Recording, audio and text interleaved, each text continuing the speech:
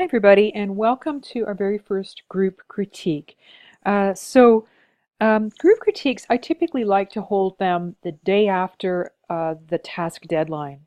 So, for example, this week it's today, Saturday, and then our next deadline is on Sunday. So, I'm going to be in the classroom on Monday to do the second critique of the week. You know, unforeseen events may come up, but in general, I really like to stick to that schedule so you get an idea of when I will be in the classroom to look at your work. And then at the end of the week is when we have our final submission. Um, okay, I think that's all I really wanted to say to get started in terms of just, the mechanics of the class. But if you have any questions, feel free to reach out to me at any time via email or questions to the professor. Um, you can see my schedule. I just recently updated my schedule very slightly within the classroom. Uh, I'm going to be out of the classroom typically Sundays and Thursdays. I just adjusted it based on our deadlines in class. So you won't see me around on those days, but the other 5 days of the week I'll be in the classroom, answering questions or running group critiques, that kind of thing. So this very first assignment is where we're just starting to experiment really with, you could say, composition or design by working with these basic geometric shapes. That's what you were working on. You were taking 7 of those shapes and you were using them in 4 different compositions, four different ways in these areas. And I really love these types of assignments because it really shows you the power of variation, how you can take the same shapes and turn them into different compositions, and how also abstract shapes, geometric shapes can create so many amazing possibilities. And really every type of composition we have in the world, whether it's representational or realistic or abstract, is really based, like, ultimately on sort of a fundamental geometric shape. Everything's kind of made out of those, sort of geometric types of shapes, or, sort of more organic type of abstract shapes, and then we add details to make them look realistic. Um, and I would say that in terms of composition, what you will have noticed working on this assignment is that a lot of composition is just about experimentation, isn't it? Where you experiment and then suddenly everything starts to feel like it's resolved, like it feels, oh, this somehow locked into place, or this feels like really complete. Now, there are a few like rules you could say of creating a composition. We'll maybe talk about a few of them today in our critique, and you'll also be learning about them in the learning materials area, or the learning path, I should say. Um, and then maybe we'll add a few more things in today as we discuss, pertinent to this particular exercise. But, a lot of it really is, experimentation until you start feeling things coming together. And so that's why these exercises are so wonderful, is that you get a chance to do that. Okay, and I think that's it. So we'll get started here. Just a note about the software I'm using. In this class, I think I'll probably be using Bridge a lot. That's what we're in here, Adobe Bridge, just because it's really easy to kind of put everyone's work up and then look at them individually. I may use other software to review, but that's typically the one I think I'll probably be choosing to work with. Um, Okay, lastly, I just wanted to mention, I always like to mention this at the very beginning of class. We do have a software tutoring service. We have a lot of great videos and training within the classroom. And then we also have, if you go to the help area, I think it's really important that you know about this because there's a lot buried in this area here. The first is Thinking Storm. If you haven't yet been here, it's a live tutoring service, and I really recommend that if you run into a software problem, it can be something like you're having trouble with a certain tool, or you just want to do certain kind of thing and you're just having trouble with it. Head over here, just click in here, it'll guide you through a few steps, and then you can see a live tutor. And the benefit of the live tutoring service is that they can actually see your screen, like share your screen with you and see what's happening in your screen. Um, so check them out. It typically takes like a minute or two to see a tutor, sometimes less, sometimes maybe a few minutes more, but they're pretty, like, you can see somebody most hours of the day pretty quickly. And if you run into a tutor, you're not really, like, somehow it doesn't click, just wait a little while, go and maybe try to see if somebody else is online. So, you can, and it's a free service. The other service that we have within here that I think is really relevant to anybody who's studying design, is the lynda.com area in here. If you click in here, it'll take you to the website called lynda.com. And lynda.com is, I use it myself for training on updated software things. And it's like amazing. It's like basically any video and any class is free to you as a student. So you can go in there and, you can maybe on your break, your Christmas break, if you wanted like take a class on web design or on different Photoshop techniques or even marketing a small business. There's so many different things in here, and they're all, I would say, really high quality classes that you can actually get certificates in as well. Um, so check those out. Okay, I think that's it for what I wanted to talk about at the beginning. Let's get going. Okay, Joey. All right. Yeah, I think you've got some really interesting compositions here. I like what you did here with this particular area. That's a really interesting area. And, um, some of the overlapping in here, I think that all looks really good. And it looks like you've got is it 7 shapes? Sometimes it's hard to see all of them, combined, but I think you've got like a black circle, a black and a white triangle, and a white and black dot, and then a white and black bar. Let's see, is that right? Yeah, so you've got 7 shapes, and you've created variations of each of them in your arrangement. So yeah, I think you're definitely on track here. So let's see. So what could you maybe work on a little bit? I would say that the thing that you could work on a little bit is maybe first of all, one thing is it's often really easy to kind of leave little sort of bits in behind, here, maybe a little bit here, that feel like perhaps a little accidental. So I might, and then maybe a little bit right here. So I might see if you can remove those, kind of maybe experiment with just moving things around a little bit, so that, you don't have those like smaller bits behind. And then the second thing is, in design, the more you can sort of line things up, I think the more a design different parts of it start looking like they belong. Like this circle here, how could this circle perhaps be connected with the rest of the design? Like maybe, hmm, what could we do here? Uh, Maybe moving it over to the left a little bit, maybe overlapping it somewhere would be good, you know? Um, Sort of seeing how you can sort of deliberately place things. Like this particular area, I really like this area because it feels very deliberate, like the way that these are visually connecting the um, white triangle and the black triangle. So maybe, see how you could maybe visually connect that into the design. So I would just keep experimenting a little bit more. Keep listening in on the rest of the group critique, and we'll take a look at what other people are working on. But I think you've done a really a good job here, and it's just a matter of sort of experimenting a little bit more and seeing if you can sort of take your designs to that next level. Jamie, so let's see, you tried to make every composition vastly different. You didn't have a plan.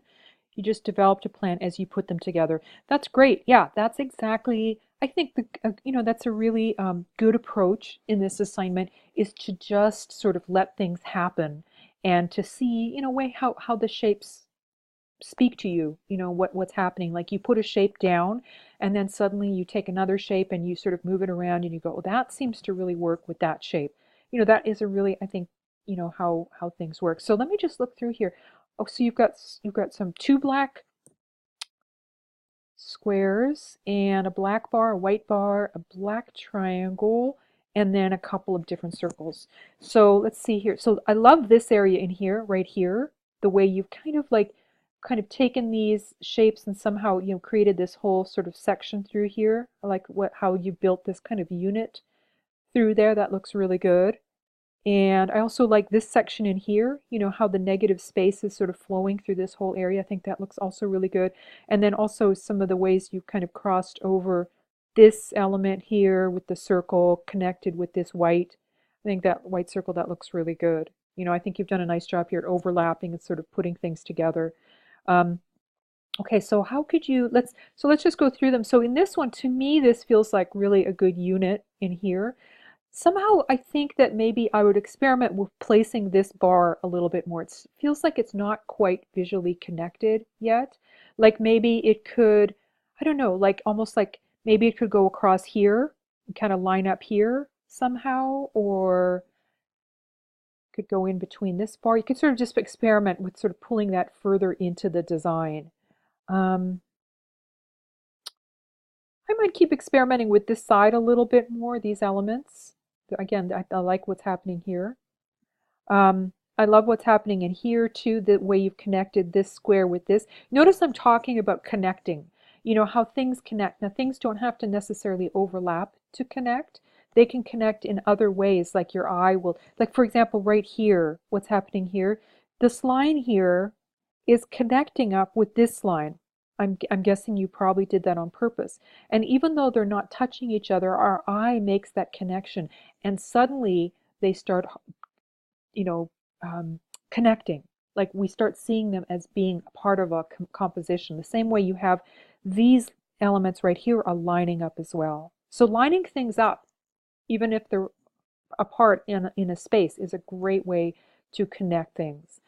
So I might play a little bit more maybe with these elements in here, maybe this little kind of diagonal here, keep experimenting. I like this element in here, as I mentioned before, this whole element. It feels like this bar right here wants to be parallel to this, you know, this angle right here. Like, so maybe kind of rotate it so that you get the angle a little bit more there. And then I might play a little bit more with these guys. Like, how can you sort of hook them into the composition a little bit more? Like um, maybe you tilt this uh, rectangle so that it falls along this line, you know, so it lines up. Maybe you line it up a little bit. Same with this, you kind of experiment with it a little bit more. Um, so there's a little bit of a gap here. You see that? So in general, like so this is the edge of our compositions. So in general, it's good to have a little bit of space. Like you see, you've got a little space right here between your shape and the edge. That's always good. It's sort of like a little bit of breathing room. So you can do that, so you can kind of pull it in a little bit, or you can actually kind of nudge it over a little bit so it touches or overlaps that frame. That also looks really good. Because right now it looks like, oh, it's almost there. We want to push it there. And so you want the viewer not to want to push things. You want to have done that work for them. So edges of pages, you know, we don't necessarily think about them so much in composition or in design, but they are so important as well. And they can really make or break your design.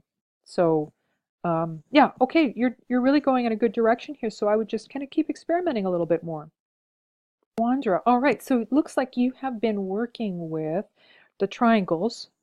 So it looks like you've got two black triangles, you've got three black circles, and then a couple of white bars. Yeah, you know, it's interesting because these shapes, you know, they all have different, you could say visual weight, or they take up a different type of space, you know, amount of space, you could say.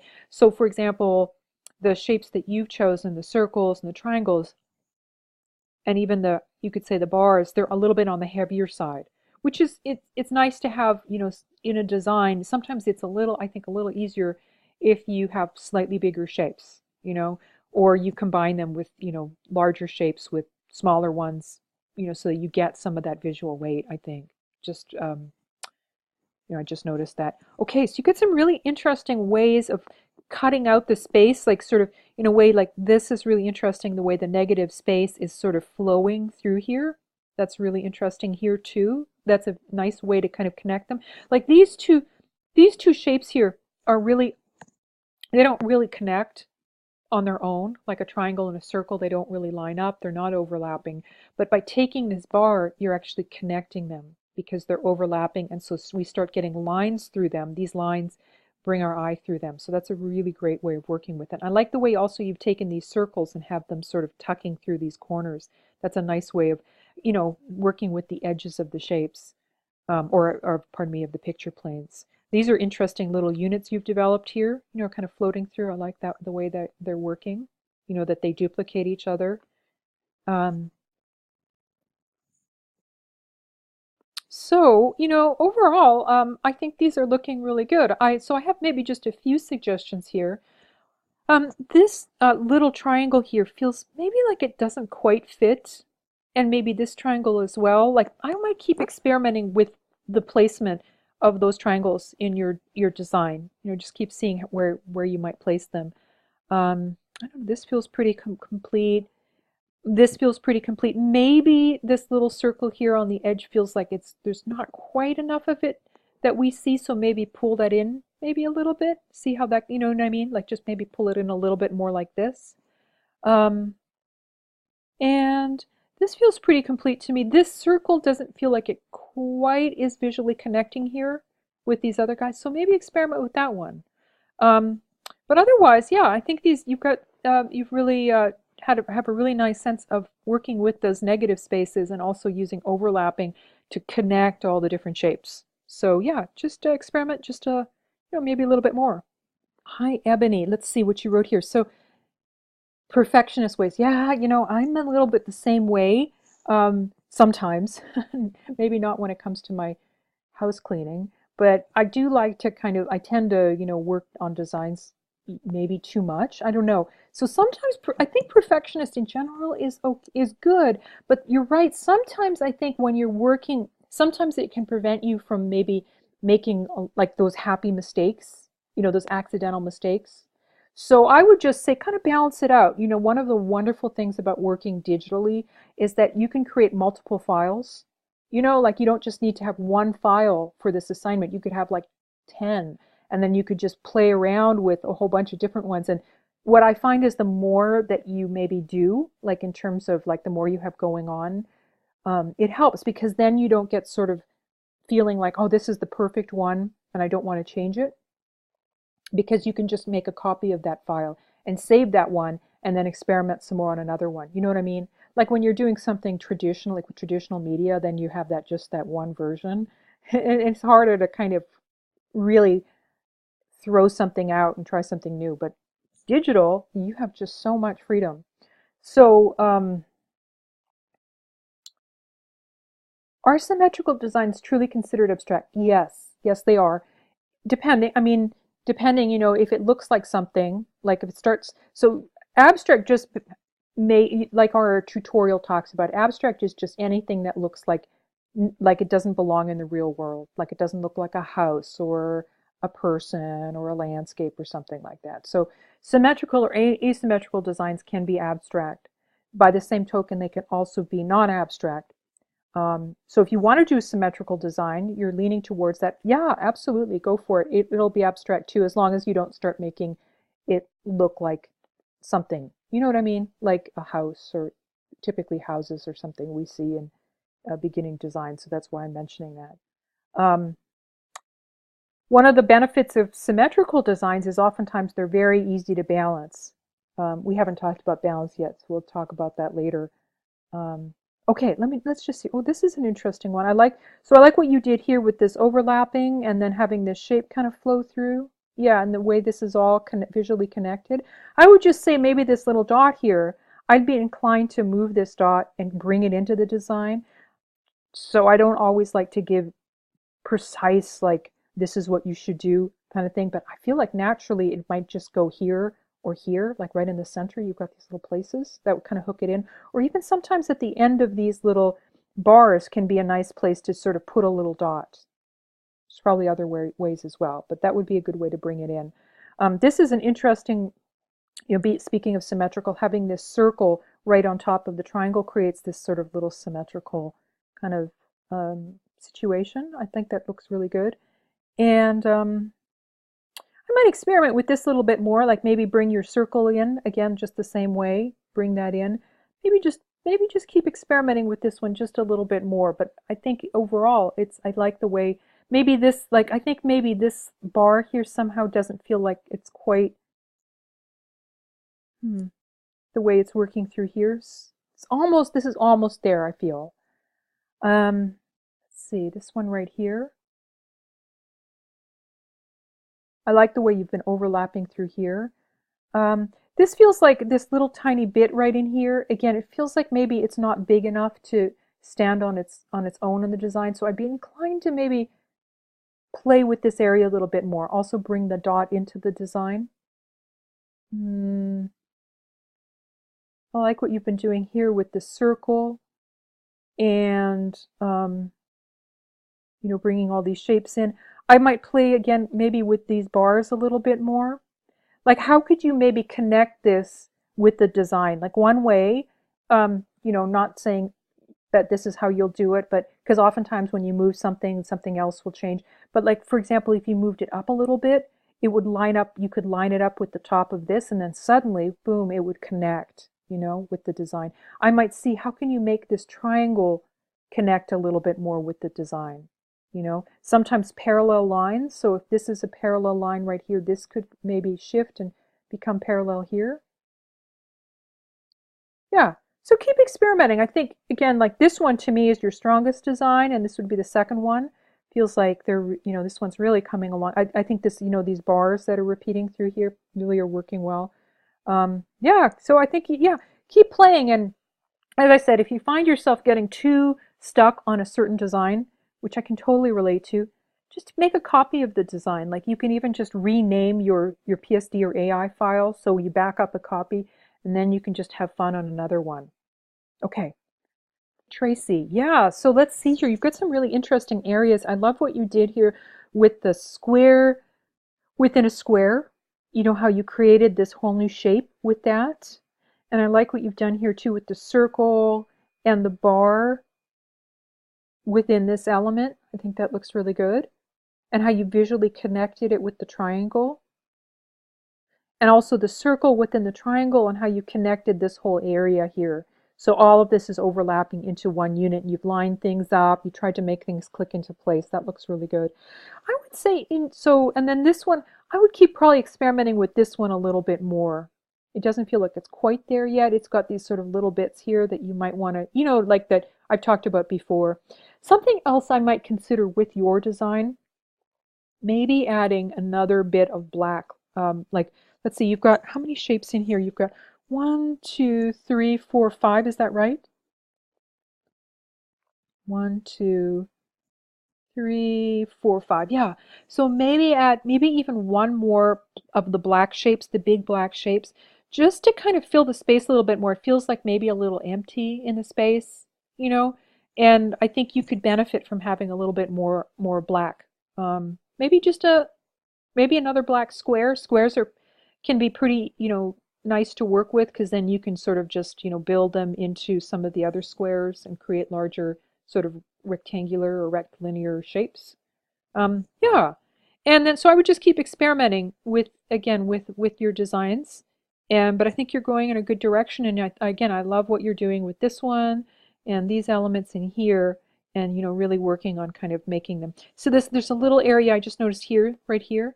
So I would take that little bar and push it right up into that corner, so we lose that little bit of a kind of a glitch there, and then you can move these guys up too. Okay, all right, yeah, keep having, keep experimenting and playing with your designs a little bit more. Okay, Danny. So let's see here. So you've got some black triangles and a black triangle, a black rectangle or square, I should say, circle, and a few different bars, and then all the different circles. Okay, so it looks to me like you're kind of, yeah, you have 7 shapes, and yeah, there's some interesting, I really like what you're doing here with some of this overlapping, where you've got this bar going through, kind of connecting it. This is really interesting, the way you've got these two shapes connected, which I think is, can you see how that visually connects it by that overlap and some of the other overlaps in here? Yeah, yeah. So I would probably, one thing I've noticed that you have a lot of different shapes, which is good. Like, each of them is a different shape from here, which is, there's nothing wrong with doing that. But sometimes you will notice that when you have a lot of different shapes, it's a little harder to work with. Like, if we go back to going to go back to Wandra's. Here we go. Where she's repeating some of the shapes, and you'll find naturally that sometimes it's easier to work with. So I might be inclined to possibly, replace one or two of these shapes with some duplicates. You could try that. And then the next thing I would do is maybe just keep experimenting with sort of visually connecting some of, like this guy right here. It feels like this is definitely connecting this bar and this in this rectangle, but these other elements feel like they're sort of off on their own. Like how could we make these visually connect? Like for example, you could take this triangle and see this side right here. Maybe you could line it up with this side here. Um, maybe maybe instead of a black dot or your white, so you could take your white dot and then maybe you could somehow visually connect it here. You could start kind of pulling things, maybe this side could line up with this side, like parallel lines. So you could kind of start working with that a little bit more. So I would keep experimenting, pulling all the different elements in a little bit more closely, seeing how you can connect them. Maybe again working with some duplicate shapes, which can, I think just automatically start bringing your design. It's like if you think about the way we like to match things in the world, like we like having matching cups or we like having matching colors. It's the same principle when we have matching shapes. Okay, all right, so keep experimenting. Okay, Brian, all right, so looks like you've got, I think, 7 shapes in here. It's interesting, once you start overlapping shapes, and kind of playing with them with positive, negative shapes, you actually end up creating new shapes. So it's often hard to actually see the original shapes in there, which is interesting because it shows you just how these basic geometric shapes you can play with them to make them more complex. Okay, well, I like this is a really interesting area right in here with the square and then the bar coming in, and then your dot here is starting to visually connect with this area, because it's in the same line as this negative part. I'd almost be inclined to kind of move it up a little bit so it kind of centers and sort of attaches, you know what I mean? So it attaches to that little area.